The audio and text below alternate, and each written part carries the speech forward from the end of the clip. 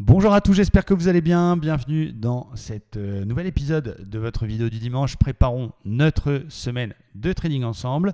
Juste avant de commencer les graphiques et regarder un petit peu les zones que je surveille pour la semaine prochaine, je vous reparle de Commencer le Trading, qui est notre site de formation. On vous offre une formation complète, vous avez 50 heures de vidéo, 2 coachings par semaine, du live le lundi matin, un groupe Telegram privé dans lequel on donne beaucoup de contenu. Enfin, vous avez énormément de choses, que vous soyez débutant ou moins débutant, c'est génial. Et du coup, on arrête ce service offert pour se concentrer sur live stream. Donc bien sûr, ceux qui sont dedans continueront à profiter du service, mais ça s'arrête au 31 décembre. Donc allez voir Commencer le Trading, c'est complètement offert. Il suffit d'ouvrir un compte eToro, de déposer ce que vous avez envie de déposer, 500 euros, 200 euros, 2000 euros, c'est vous qui décidez combien vous déposez. Mais voilà, ça s'arrête, donc profitez-en. Trêve de pierre belmardise, concentrons-nous sur nos graphes. On va commencer par le DAX en daily. Alors qu'est-ce qu'on peut constater? Qu'est-ce que je vais surveiller pour la semaine prochaine? D'abord, dans le contexte, même si je ne vais pas dire que j'aime pas l'analyse fondamentale, mais je ne suis pas économiste. Donc c'est difficile pour moi de juger d'une news et de l'impact sur le marché. Cela dit, on a eu quelques news ce week-end. On a eu la FDA qui a autorisé le vaccin de Pfizer, donc ça risque de bien plaire au marché. Et on a les discussions Brexit qui reprennent, même s'il y a un échec entre le Royaume-Uni et l'Europe. Eh bien, visiblement, ça pourrait se reprendre la semaine prochaine. Donc, pour l'instant, on a plutôt des news positives ce week-end. Donc, on verra l'open. Donc, encore une fois, les niveaux qu'on vous donne aujourd'hui, les plans que je vais vous donner, ils peuvent évidemment complètement changer en fonction de l'ouverture cette nuit des indices américains. Si on ouvre en fort gap baissier ou haussier, il y a évidemment une annulation entre guillemets des plans. Mais c'est toujours bien de connaître nos intentions. Alors, on a une résistance daily qui bloque toujours. Je vous en parle depuis plusieurs semaines. 13 350, 13 400, cette zone qui est le bas du gap, résistance. Pour l'instant, on a une belle configuration en daily. On a fait une belle baisse vendredi, mais ce n'est pas non plus un marché baissier. On est juste dans un mouvement de respiration. Et voilà, je vais surveiller ça. C'est ce double top qui apparaît après la grande accélération du DAX, la reprise depuis fin octobre, 11 003, 13 004. Et on fait un double top validé. Donc ça, c'est un truc qui m'intéresse dans mon approche technique du marché. Je vais surveiller un éventuel petit pullback sur ce qu'on appelle la ligne de coup. Vous savez, un double top, un M, il y a ici, c'est la ligne de coup. Généralement, on vient se réappuyer dedans pour faire l'objectif qui est la hauteur de la figure. Donc, je vais surveiller cette zone tranquillement à l'ouverture lundi. Un rebond technique du marché. Peut-être une exagération jusqu'à la petite résistance qui couvre tous les points hauts. Moi, je les trace généralement avec les corps. Donc, ça nous donne ça. Voilà. On pourrait rebondir, venir chercher ça. Et s'il y a un signal, et si et seulement si vous avez un signal de retournement type étoile du soir, avalement confirmé, petite divergence M15, M5, eh bien, c'est une zone que je vais me faire le plaisir de travailler en reportant la hauteur de la figure pour aller chercher donc 13 000 points, voire 12 950, qui est le vrai objectif de cette figure. Mon plan est complètement annulé si jamais on sort de cette résistance dès l'open et qu'on casse ça et qu'on repart dans un flux haussier à 1 heure, j'oublierai ce plan. Donc, ce n'est pas parce qu'on dit un truc aujourd'hui qu'il faut le graver dans le marbre et shorter à l'aveugle cette zone-là. Non, il faut surveiller, mais on ne sait jamais, ça peut aussi passer. Mais c'est une zone qui m'intéresse. Du côté du Dow Jones, alors, il y avait des belles choses. Bon, en daily, il est toujours aussi perché sur ses records historiques. Il y a des petits coups de pression des vendeurs, mais finalement, vous avez vu, on fait des toupies. Donc, c'est des bougies où il y a un coup de pression, mais les acheteurs reviennent sans non plus marquer une grosse bougie haussière. Donc, il y a une indécision de marché. C'est normal, le contexte veut cela. J'avais pris une première vague de Wolf. Malheureusement, elle n'a pas fonctionné, mais il faut le dire aussi. 1, 2, 3, 4, 5. On a dépassé, réintégré. Ça a perdu 200 points et hop, nouveau plus haut. Et finalement, c'est la deuxième qui a fonctionné. Regardez. Ici, 1, 2, 3, 4, 5. Et puis si tu prends le point 1, le point 4, tu relis, boum, pile poil, tu trouves le plus bas de vendredi. Bon, ça veut dire quoi? Ça veut dire que ça fonctionne. Ça veut dire qu'il faut croire en ces setups. Parfois, tu as le mauvais timing, tu en prends une, elle ne marche pas. Forcément, tu es humain, on n'est pas des machines. Tu en as une deuxième, tu te dis, oh, ouais, c'est bon, celle d'avant, c'est mort. Et bam, c'est celle qui fonctionne. Dommage. Voilà, c'est comme ça. En tout cas, il faut continuer à garder confiance et travailler nos setups. Je vais d'ailleurs vous parler du trade de vendredi que j'ai pris. Je ne suis pas peu fier et je pense que ce témoignage peut vous aider. Restez évidemment connectés. Donc, qu'est-ce que je vais surveiller pour la semaine prochaine? Donc, on est toujours en flux haussier. On n'a pas vraiment de signaux de retournement. On avait un petit double top. On est venu se réappuyer dedans. Mais on a redépassé la ligne de coup. Bon, là, il n'y a pas, c'est pas évident. C'est pas évident les indices américains. Il sort même de cette phase de consolidation, de cette petite résistance, ce petit canal baissier. Donc c'est clairement haussier, clairement acheteur, bizarrement. Donc bien sûr, si eux ils montent, le DAX, le CAC vont continuer et ils vont les suivre parce que ce ne sont que les toutous des indices américains. Donc voilà, on verra ce qui va se passer à l'ouverture. Je suis quand même un peu toujours agréablement surpris par cela, mais le marché il a toujours raison, j'ai envie de vous dire. Et voilà, on tient les supports, on casse violemment, mais on reprend tout de suite ce qu'on a perdu. On sort du canal, donc je ne vais pas faire grand chose sur le dos. Je vais plutôt faire des petits setups l'après-midi type scalping. Voilà, où par exemple, on pourrait avoir un petit pullback ici et ce qui pourrait être un petit signal d'achat ou cassure des plus hauts directement et puis signal d'achat. Voilà, c'est moins évident pour moi sur les indices américains. Je ne vais pas dire que c'est moins propre, mais là, on est clairement haussier. Donc, on va choisir plutôt des setups d'achat pour du scalping, sur des replis techniques, sur des petites bulles M1, M5 haussières, sur des petites vagues de Wolf 1 minute haussière, sauf évidemment, encore une fois, je le répète, gap baissier à l'open cette nuit. Alors, j'avais pris vendredi, alors je n'ai pas exactement le truc, il est là, voilà, c'était mon triangle, on était vendredi, voilà, c'est ça, il est là, mon petit triangle.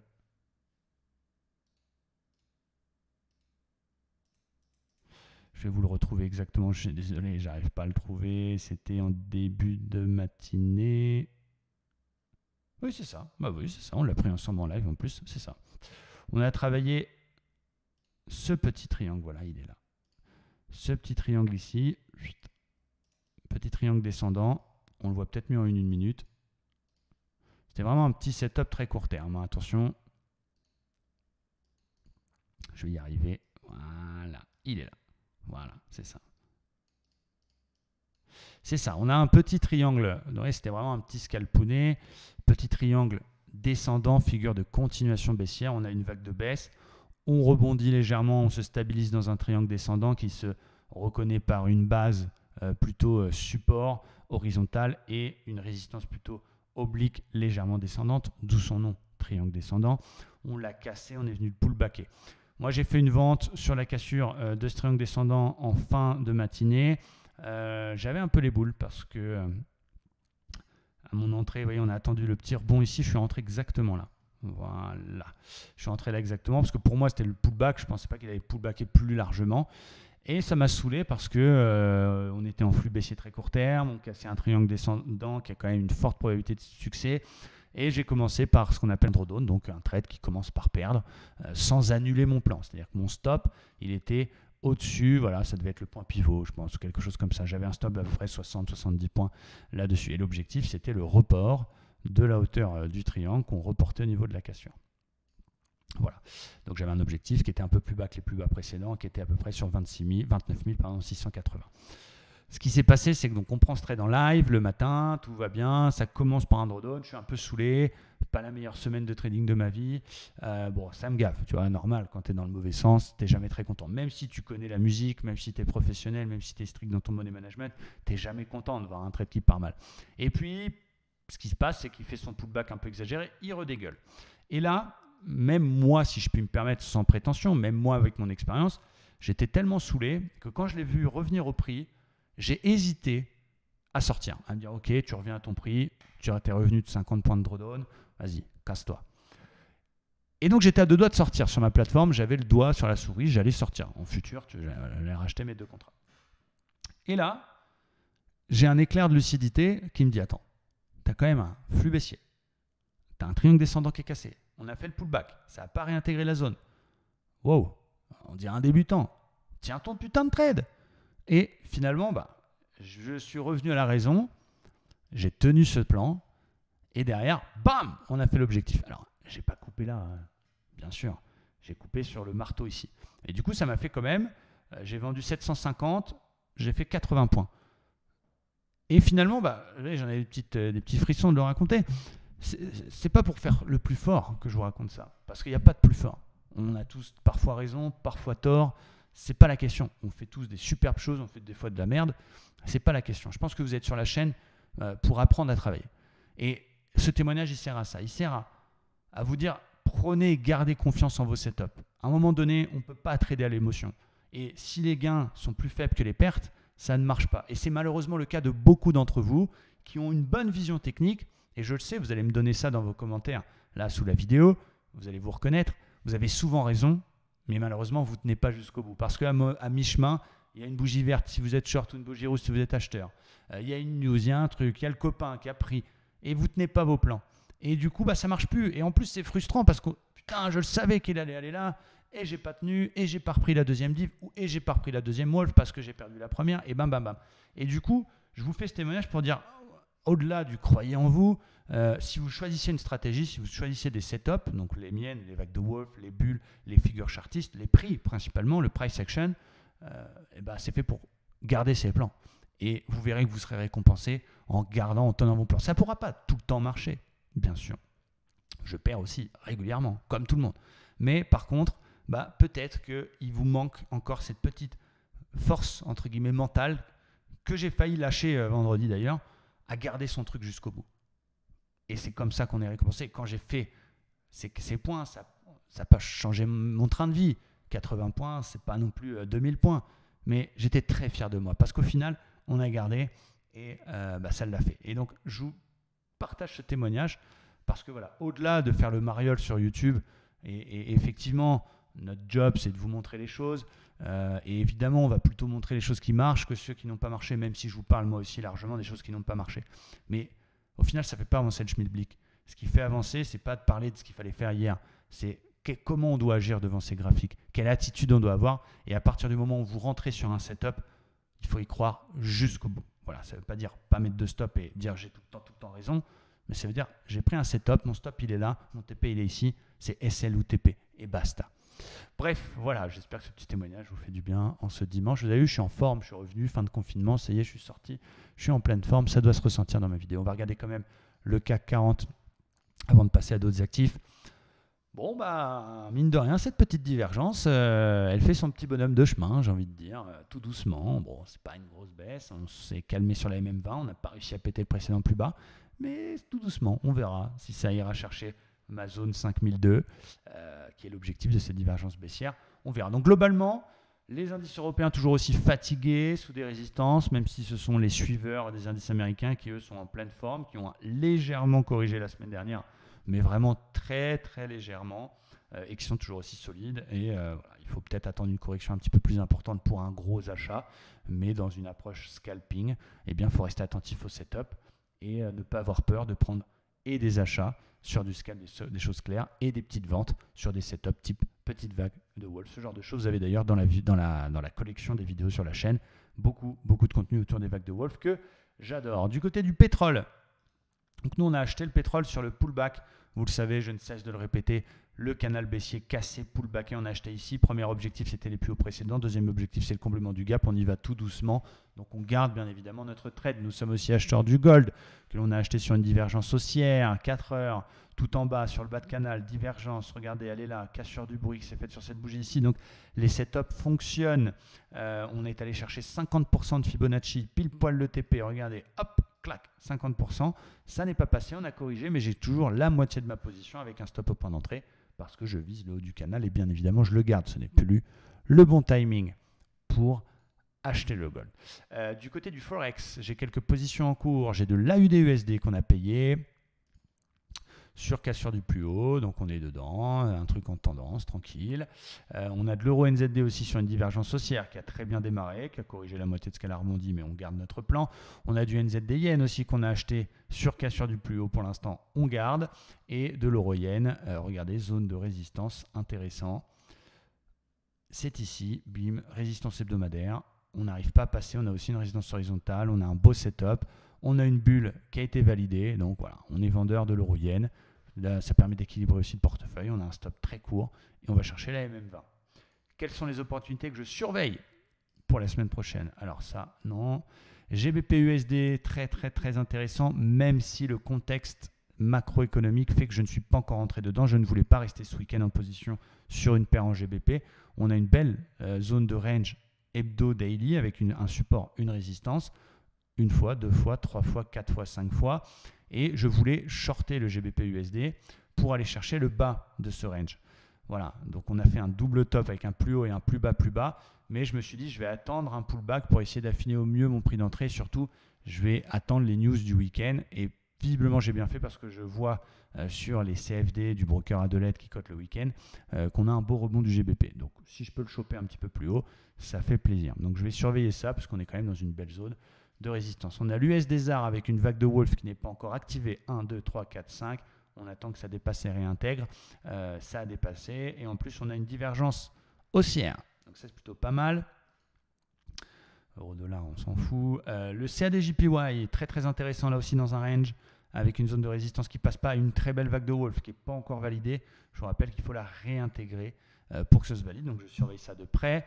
Le GBP-NZD, eh bien, si on a un rebond du GBP et qu'on ne peut pas prendre le GBP-USD parce qu'on a un fort rebond, bah, on a une vague de Wolf qui pourrait s'activer sur GBP-NZD.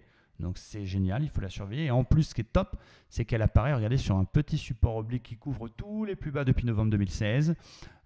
Donc ça, c'est plutôt pas mal. Si elle se valide, on a un marteau, clac, on réintègre la Wolf, on achète, on va chercher l'objectif qui est la ligne 1,4. Donc GBP-NZD et GBP-AUD, on a pareil, à peu près les mêmes setup. Donc GBP-NZD, ma préférée. USD-ZAR, vague de Wolf également. Et à l'inverse, GBP-USD, si jamais c'est juste un rebond sur la news du week-end, mais que finalement on n'arrive pas à passer cette résistance. Voilà pour le FOFO. Du côté des actions, j'ai quelques actions en position. On a Vincent a vendu Tesla vendredi sur le pullback. Donc on l'a vendu à 620. Tesla sur une divergence baissière. Bon, soit. Il y a TipRanks aussi, notre site. Je vais vous montrer TipRanks que vous devez connaître maintenant si vous suivez les vidéos, qui nous donne l'avis un petit peu des analystes américains qui sont rankés par pertinence. Il y en a qui sont 0 étoiles, qui sont nuls. Il y en a qui sont très bons. Et donc l'avis moyen pour Tesla, c'est $392. Donc quand on a un signal technique et qu'en plus on a l'avis des analystes qui est plutôt dans le sens de notre avis technique, bah on y va. Donc on a vendu Tesla, on a shorté Orange. Ça c'est un vrai plaisir. On a pris Orange sur la validation de la divergence baissière. J'ai eu un petit peu peur au début parce qu'on a fait un rebond et bam, vendredi elle a perdu 4%. Donc c'est cool, le RSI a déjà cassé les 50 et je vise 9,39. On a pris Michelin aussi en vente sur la divergence tout en haut dans la zone de résistance. Qu'est-ce qu'on a on a du Téléperformance aussi en short. On a des achats, on a du Hertz à l'achat, on a du Biomarin à l'achat, on a du Aurora Cannabis à l'achat sur le comblement du gap ici. Donc on a quand même un portefeuille pour l'instant qui est plutôt équilibré. Qu'est-ce que je surveille à l'achat? Bed & Bath, regardez, très belle action américaine. Zone de polarité, on est venu se réappuyer là-dessus, clac clac, et on a fait un avalement confirmé vendredi. Donc j'aime bien l'action Bed & Bath dans le but dans une optique d'investissement, bien sûr, et pas de trade. C'est plutôt pour quelques semaines. J'aime bien, je surveille toujours Lufthansa, j'attends le pullback sur la résistance cassée pour éventuellement la payer. Netflix est parti sans nous, dommage, je voulais payer le bas du range, mais elle n'a pas l'air d'avoir envie de revenir. Boston Scientific, pareil, dans une très belle zone, j'attends un signal. Qu'est-ce qu'on a d'autre là? Pareil, sortie de résistance, Integra Life Science, c'est un abonné qui nous l'a donné. Triangle ascendant cassé par les hauts, figure de continuation. Résistance cassée. On va chercher les records historiques à 66. J'attends un petit pullback là-dessus. J'aime bien. Alors, on va juste regarder l'avis TipRanks. Quel bel accent. Si ça correspond ou pas. Là, par contre, vous voyez, ils ne sont pas tout à fait d'accord avec nous. Donc, on va peut-être y aller avec une taille un petit peu plus raisonnable. J'attends le petit pullback et puis je paierai peut-être, malgré la TipRanks, mais du coup, peut-être pas en mettant 1, mais 0,5% par exemple. Et une autre action que j'aime beaucoup, c'est Lucibel.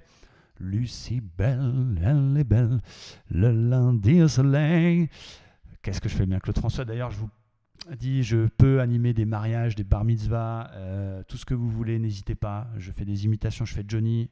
Je fais pas mal de monde. Bon, j'ai un répertoire limité, mais je l'ai fait plutôt pas mal.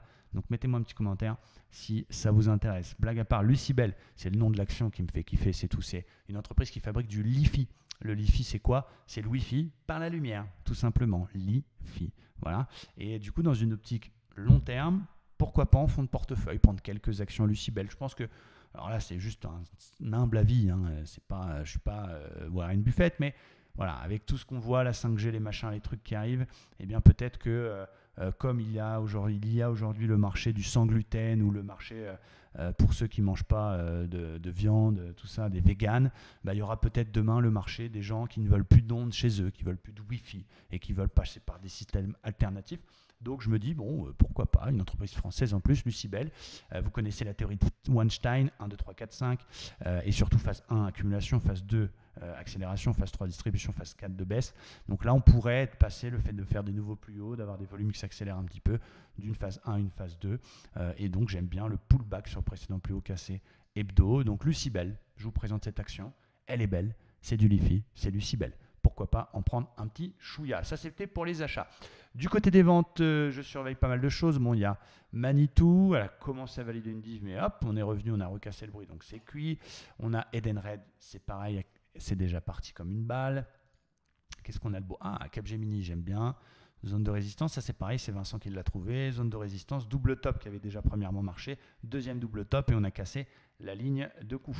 Donc, très très légèrement. Donc ça c'est plutôt pas mal pour éventuellement, si on voit que les indices rebondissent pas, que le CAC continue à baisser, eh bien pour en profiter, vous pouvez aussi vous positionner short sur certaines actions françaises. Capgemini, j'aime bien par exemple ce double top. BNP Paribas également, on a une divergence qui se valide. Alors elle est en deux temps, je préfère vraiment les divergences directes. Là on a une, deux, donc elle est en deux temps, donc on est obligé de prendre la deuxième petite divergence qui est plus petite. Donc ici, voilà, mais elle n'est pas si mal, elle est validée, on a cassé le bruit, tout ce qu'il faut. Donc j'aime bien BNP, attention au secteur bancaire, donc il pourrait décrocher.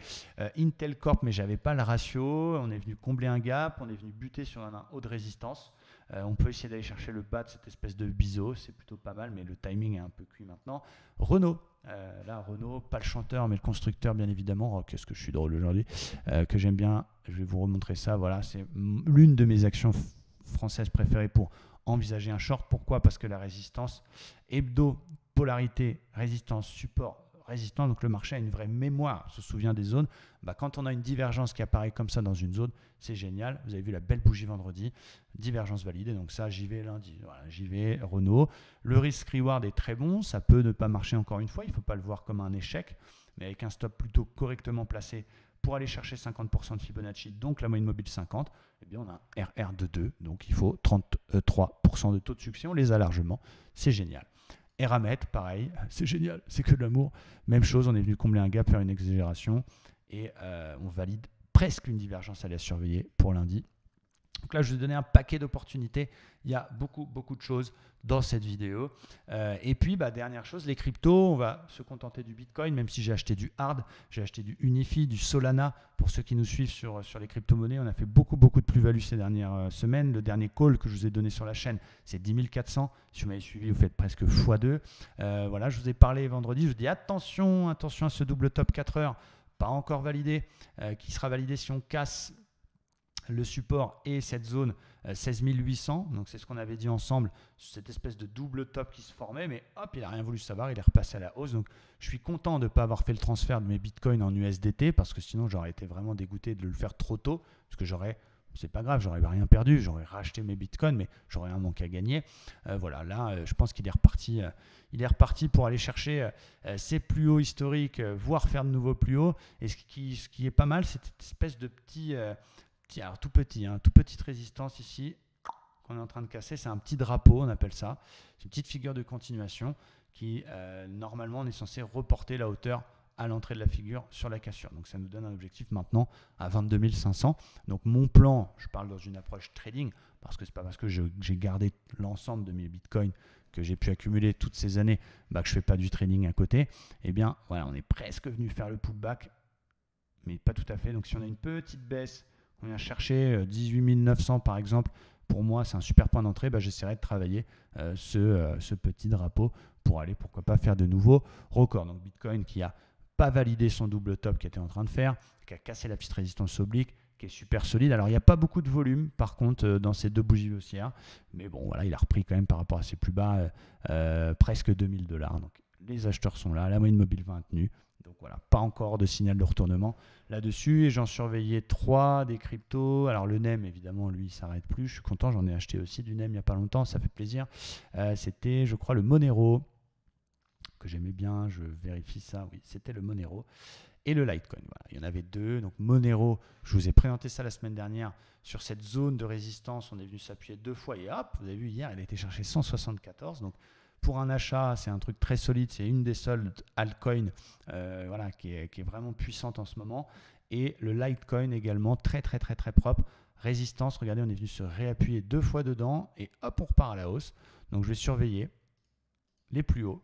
Et si on casse les plus hauts, vu que contrairement au BTC, on est très loin des records historiques de 2017, le Litecoin, on est allé chercher 400 $, là on est à 82, bien je vais acheter du Litecoin si on casse les 90 pour déjà aller chercher les 140 qui est le plus haut précédent dans une approche court terme et puis on laissera couler si jamais ça part. Voilà, voilà pour cette vidéo. Ça fait combien de temps qu'on est ensemble? 25 minutes. Commencertrading.com, ça c'est pour ceux qui veulent se former avec nous. Pour ceux qui veulent aller plus loin, vous avez Livestream Trader qui est là, c'est vraiment le top du top. Vous avez un pack à vie, c'est-à-dire que ce n'est pas annuel, mensuel, c'est à vie. Vous êtes avec nous tous les jours en direct, le live tous les matins, le live scalping tous les après-midi, les coachings, nos trades par SMS, le groupe Discord privé, les opportunités qu'on va dans la journée, le plan des membres, le ventrilo pour parler tous ensemble toute la journée. Enfin, vous avez tout ce qu'il faut, la formation, les vidéos de coaching, le coaching privé en Andorre pendant 2 jours quand vous voulez. C'est vraiment complet. Là, en plus, on a rajouté des ateliers pour ceux qui ont des petites difficultés, qui veulent travailler des points spéciaux. Enfin, là, c'est un truc à vie. C'est le Graal. Voilà. Si vraiment vous avez envie de devenir autonome, vous pouvez commencer par la formation Commencer Trading. Déjà, ça vous permet de goûter un petit peu comment on travaille. Et puis ensuite, basculer sur Livestream, qui est le Graal, à mon sens. Et puis, j'en ai parlé. Je vous reparle dernièrement de SimpleFX, qui est pour moi une belle alternative. Vous avez vu, j'ai arrêté mes différents partenariats avec les brokers. En tout cas, la plupart prennent fin décembre.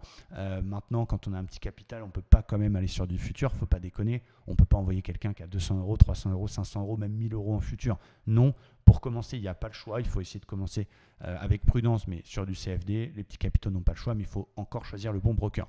Et bien, SimpleFX, ce qui est cool, c'est qu'il n'y a pas de frais cachés. Le spread, il est faible. Sur le DAX, il est de 1 point, par exemple. Donc, c'est très faible. Sur le dos, il est de 2 points seulement. Donc, ça reste des petits spreads. Il n'y a pas de frais de dépôt, pas de frais de retrait. Vous avez les indices, le Forex, les cryptos, les actions, des actions américaines, françaises, australiennes, allemandes, les métaux précieux, les matières premières. Enfin, vous avez des centaines d'actifs différents. Et ce qui est vraiment génial, c'est que vous déposez en crypto. Donc, c'est plutôt rapide et en plus vous pouvez retirer instantanément vos gains. Il n'y a pas besoin d'attendre 15 jours que le broker veuille bien vous renvoyer les choses. Vous déposez, vous retirez en crypto. Donc ça, c'est plutôt pas mal. Et si vous n'avez pas de crypto, vous pouvez les acheter directement sur la plateforme. Donc vraiment, vous avez un truc génial, facile d'inscription. Vous avez des graphiques TradingView. Donc c'est des graphiques extrêmement propres, super à travailler, plein d'actifs. Et pour un truc quand même, je ne vais pas vous dire anonyme ou parce qu'il y a quand même KYC, il faut quand même un petit peu s'inscrire. Mais vu que vous déposez et retirez en crypto, vous pouvez par exemple vos gains ensuite les transférer sur WireX et les dépenser directement avec votre carte bancaire. Par exemple, WireX, c'est une idée. Je vous laisse imaginer ce qu'on peut faire derrière. Voilà pour cette vidéo. J'espère que vous l'avez kiffé. J'ai essayé de faire un truc un petit peu dynamique. On a vu plein de choses. N'hésitez pas évidemment à vous abonner à la chaîne YouTube si ce n'est pas déjà fait, à mettre un pouce bleu et un petit commentaire. Merci à tous et à demain pour les abonnés en live. Ciao, bye bye.